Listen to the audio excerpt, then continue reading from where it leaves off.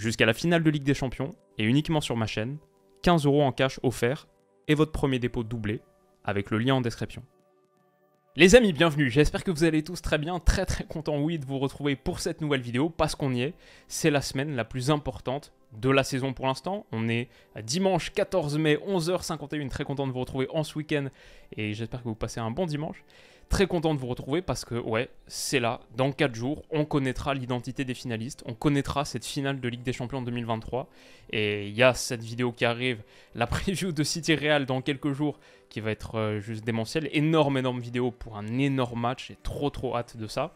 Mais en attendant, pour rentrer tranquillement dans le flow, dans le rythme de cette dernière semaine, on est là bien sûr pour parler d'Inter Milan AC Milan. Mon prono arrive dans quelques minutes.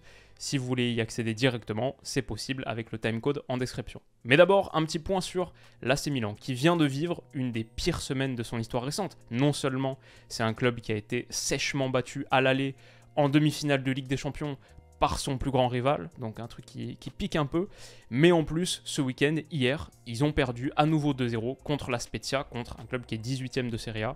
C'est une défaite qui met Milan à 4 longueurs du top 4, à 4 de la Lazio, et l'Inter dans la foulée l'a emporté, donc eux ils sont à 66 points.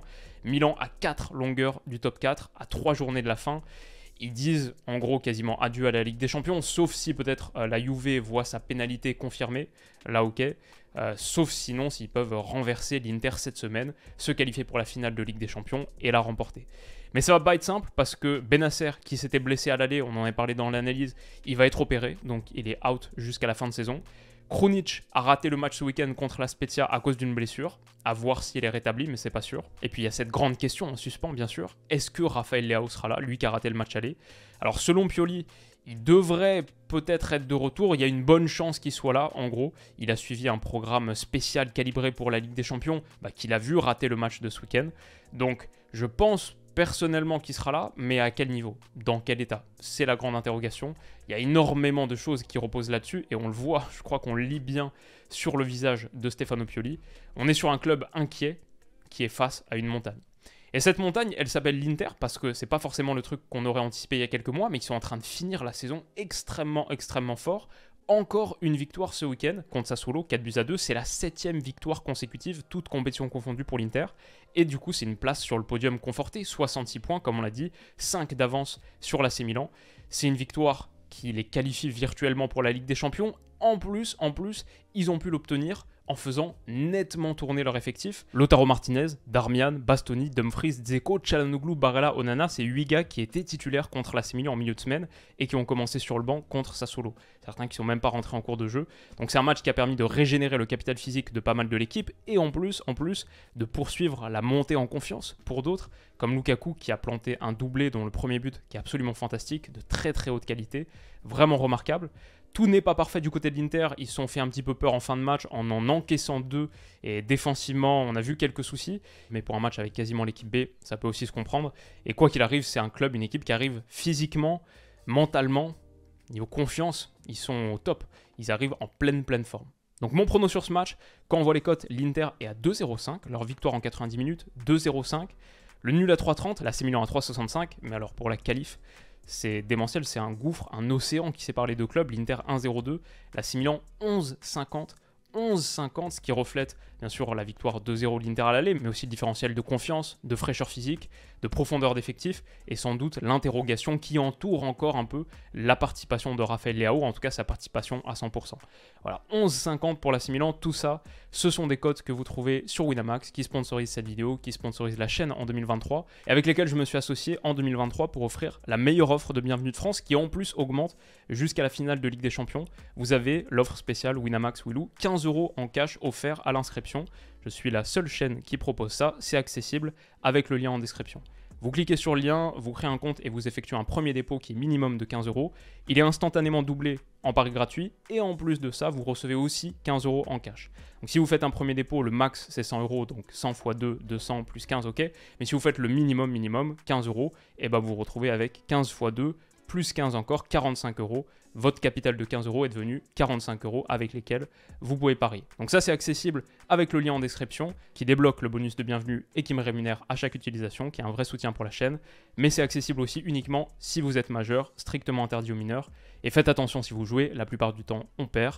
Pariez plutôt des petites sommes. Mon prono donc, et il est facilité par le fait qu'on ait eu il y a quelques jours la première version de cet affrontement, le match aller, où on a vu un AC Milan manquer vraiment de profondeur d'effectif, extrêmement dépendant de ses titulaires. Évidemment, sans Raphaël Leao, c'était très compliqué, mais aussi sans Ismaël Bennacer, qui était sorti au bout d'un quart d'heure, remplacé par un Junior Messias, qui avait été vraiment catastrophique. Le pauvre, c'est voilà, rien contre lui, mais 75 minutes d'une vraie pauvreté. Forcément, dans ces conditions, le retour éventuel de Raphaël Leao, c'est le vrai facteur X de ce match, de cette double confrontation. On peut l'imaginer revenir à un très gros niveau et inverser véritablement le rapport de force. Il avait été tellement bon, tellement efficace contre Naples. Avec lui, l'AC Milan change de visage. La réalité, c'est pas du tout la même équipe avec ou sans lui, même pour se sortir de la pression, pour être menaçant en transition, pour faire en sorte que le bloc adverse t'attaque un petit peu moins, parce qu'ils ont un peu peur de laisser des gros espaces dans leur dos. Sa présence simple change tout, mais la réalité, j'ai du mal à l'imaginer revenir à 100%. Vu la nature de la blessure qu'on avait observée contre la Lazio, dont on avait parlé dans la preview, adducteur droit, élongation musculaire quoi, j'ai du mal à l'imaginer répéter ses courses à très haute vélocité dans les grands espaces. C'est un peu compliqué, d'ailleurs c'est sur une de ces courses comme ça qu'il s'était fait mal.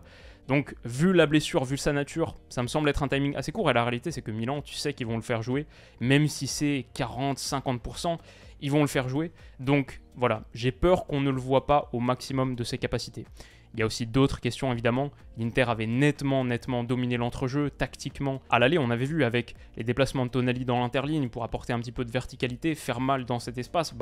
Quand ça aboutissait pas, quand l'Inter récupérait, il y avait du coup tellement d'espace à exploiter. Je pense que le 4-2-3-1 de Pioli de l'AC Milan, il se calque très mal sur le 3-5-2 de l'Inter. En tout cas, à l'aller, ça avait été un peu une masterclass tactique d'Inzaghi. Et ça, c'est une donne que j'imagine grosso modo se reproduire, même avec la présence éventuelle de Raphaël Leao. Encore plus dans un 11 qui est sans Bennacer et peut-être même sans Krunic, à voir s'il sera rétabli.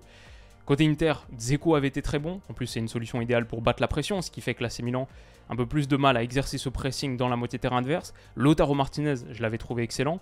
Et Lukaku, en sortie de banc, avait beaucoup apporté aussi. En plus, son niveau de confiance en ce moment, je pense que sur la douzaine de matchs, toutes compétitions confondues, les 12 derniers matchs, il doit être à maintenant 7 buts, 5 passes D, un truc comme ça. Donc ouais, il revient à un très bon niveau. Et face à un secteur défensif qui était peut-être la force principale du Milan la saison dernière quand ils étaient champions, et qui là par contre a beaucoup souffert au match aller. Tomori et Kier qui avaient été excellents face à Osimhen au match retour contre Naples. Là on les a vus en grande difficulté, que ce soit sur le second but, que ce soit sur cette percée de Bastoni dont on avait parlé, qu'on avait longuement analysé dans la vidéo du match. Voilà, au moment de faire les comptes, je dois dire que je vois, oui, la qualification de l'Inter, j'ai beaucoup de mal à imaginer cet AC Milan inverser la tendance. C'est un grand club, c'est un club magique, c'est demi-finale de Ligue des Champions, forcément c'est toujours imprévisible, il se passe toujours des trucs de folie en Ligue des Champions, encore plus sur les dernières années, mais si cet AC Milan le faisait là, voilà, je trouve que 11,50, c'est peut-être un peu haut, je le mettrais peut-être moins de 11,50, genre 8, 9, un truc comme ça, c'est peut-être pas pour rien que 80% des gens sont partis là-dessus, bon c'est aussi parce que 1-0-2, qui va jouer ça? Donc, je vois la qualification de l'Inter, et je dois dire, même s'il y avait eu 0-0 au match aller, avec l'état de forme récent, avec les potentielles blessures du côté de l'AC Milan, le capital physique pas au top, et aussi simplement la supériorité tactique qu'on avait observée au match aller, même si c'était fini à 0-0, je verrais encore aujourd'hui la qualification de l'Inter. C'est même pas pour cet avantage de 2 buts que je vois la qualif de l'Inter. Et en fait, comme au match aller, j'avais pronostiqué victoire de l'Inter, je fais exactement la même chose au retour, parce que la cote est pas mal aussi. Donc 2,05 comme 87% des gens, victoire de l'Inter. Je vois quand même l'AC Milan marqué, parce que défensivement, même contre Sassuolo, on a vu l'Inter avoir quelques moments de vulnérabilité, même en seconde période, au match aller, il y avait eu des moments un petit peu moins bien. Donc je vais dire jouer une victoire 2-1 de l'Inter, et Lautaro Martinez qui était si proche au match aller, même d'obtenir un penalty, qui avait été très bon sans marquer, là je pense que ça va être son moment, qui va scorer, et il va parachever le travail, emmener l'Inter en finale de Ligue des Champions, ce qui est un truc assez dingue à dire. Qui aurait imaginé en début de saison, encore plus au moment du tirage au sort des groupes, alors qu'ils étaient dans celui du Bayern et du Barça, qui aurait imaginé l'Inter potentiellement en finale de Ligue des Champions? C'est ce qu'on va voir dans quelques jours, c'est ce qu'on saura mardi soir. Évidemment, l'analyse du match sera en ligne à peu près 1 heure après le coup de sifflet final, et dans quelques heures, quelques jours, on va se pencher sur Man City et Real Madrid, soit demain, soit après-demain. Mais c'est une grosse vidéo qui arrive là-dessus, et belle semaine en perspective. Les amis, prenez soin de vous, passez un excellent dimanche, et on se dit à très vite. Bisous.